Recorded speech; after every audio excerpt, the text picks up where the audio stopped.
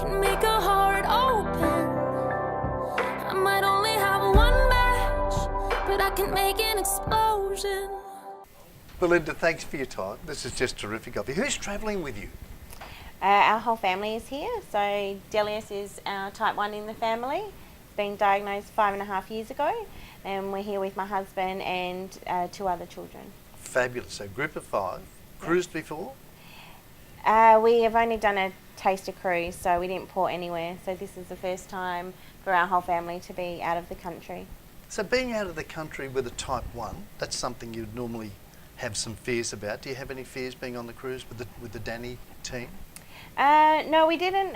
Dell's been quite hesitant to go through customs or through the airport, but knowing that we're a big group and we're not alone, and all of us are getting on and off the ship with pumps and needles and everything has been amazing to do together. So the overall support that you get from the Danii Foundation, what does that mean? What does that cover for you? We were lucky enough to get a scholarship this year, which made the whole thing possible. I don't think we could have done it without it. And so it's been amazing to meet other families. Dell's made some new mates who are the same age as him, who also have type 1. So that's really nice for him to know that he's not alone and that he's got other people he can now connect with after the cruise to chat about diabetes. There's no one in our family or anyone back in Adelaide that he can connect with on that level, so that has been really, really good for him. That would be a huge thing, knowing you're not alone. For knowing sure. that so you can now Facebook and do all the things that you want to stay in contact with people. So what about the medical team that are on the cruise with you? What do they bring to you? You've got dietitian, psychiatrist, doctors, professionals, the lot. Yeah. How does that help you?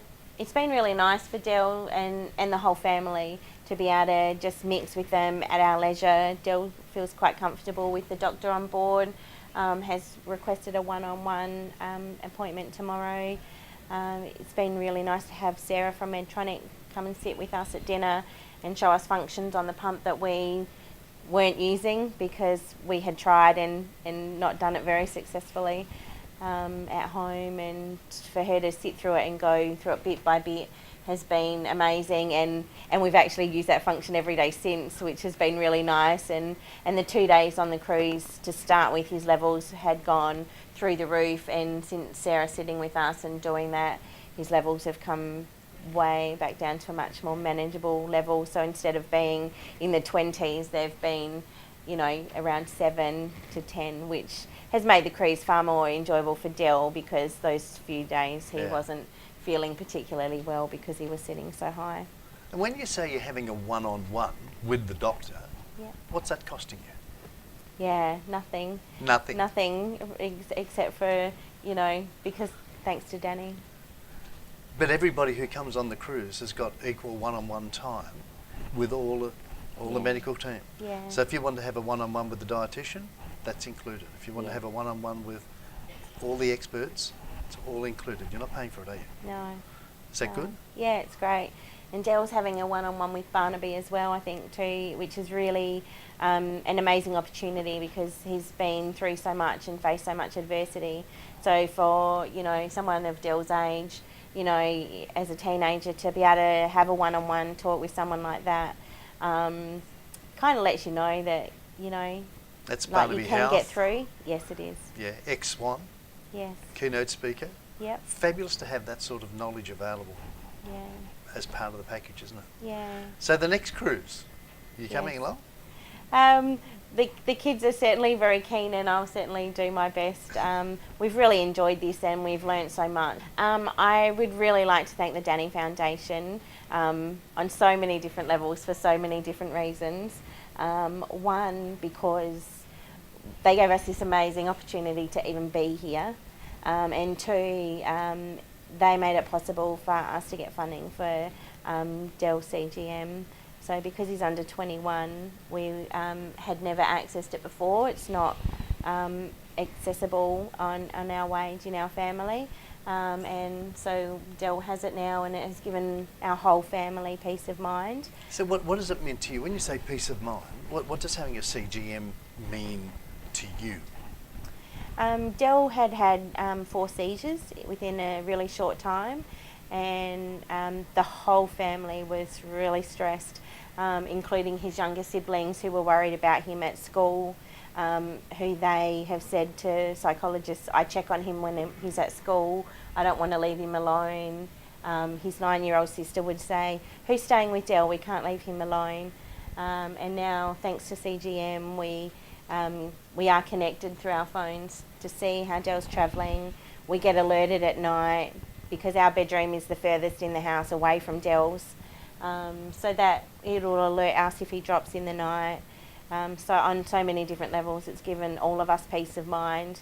And I think it's given Del peace of mind in the fact that he knows he's got that backup, because if he doesn't hear it or he isn't aware, he knows that we are. Others are. So he knows that we will always, give him a bit of a poke if he hasn't heard it. And what would you say to the government who, at this stage, and we're very, very grateful that they're funded up to the 21s, but the over 21s, what would you say to the government for them? I would say that it's vitally important that they fund it for all type 1 diabetics. It scares the life out of me that it might not be available when Del turns 21, and then what? It puts a lot of pressure on type 1s, young type 1s that are 21 and over that can't afford that. Daily expenses are expensive enough anyway. Trying to move out of home and to fund something like that is vitally important, that can be life-saving, shouldn't be. So let's assume Del's now about to turn 21. He's got his CGM now, but turns 21, it goes back. What change does that do to Del? What change does it do to the family unit? What do you have to go back to, apart from the dark ages? I work full time, so I would not go to bed until 2 a.m. So I could do a finger prick to know that he was travelling okay. Still get up in the morning, get the kids up, function at work all day, and repeat. For Del, it means multiple finger pricks every day. Multiple being roughly? He was doing up to about 10, right. Usually on average about 7. So now with the CGM he does 2 just to calibrate it. He can function far more as a normal teenager because he can just get his phone out when he's with his friends and just check his levels, carry on, or we can send him a message if he's low. Hey buddy, you're low. So it's much less intrusive to his daily life with his friends and while he's at school. So at age 21, assuming that's working age, he would be, for the nation, far more productive, would you think?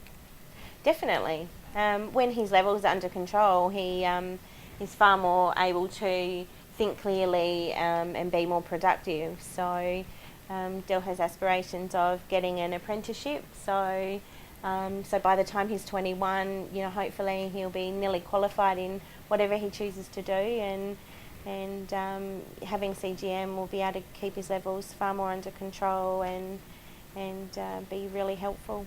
So what would you say to Mr. Hunt? It needs funding for over 21s as well as the under 21s.